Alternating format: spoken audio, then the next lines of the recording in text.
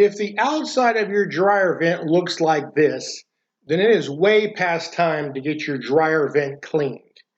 Dryer vent cleaning is often overlooked because it's one of those things that people just don't see.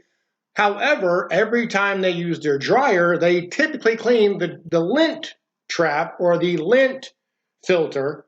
And as we've all seen, stuff gets past the lint filter. As you can see in these videos, lots and lots and lots of stuff gets past the lint filter.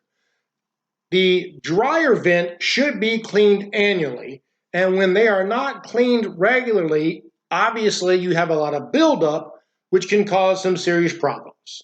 Again, dryer vents should be cleaned annually, and you need to have that scheduled as soon as possible. One way you can check to see if yours is past needing due is if you've never had it done, if you don't know when it was done, or if you see any kind of lint or debris outside your house near the dryer vent. Now, if it's on the first or second story, then sometimes it blows around a little bit. But as you can see from our first picture, you can easily see it clogged up.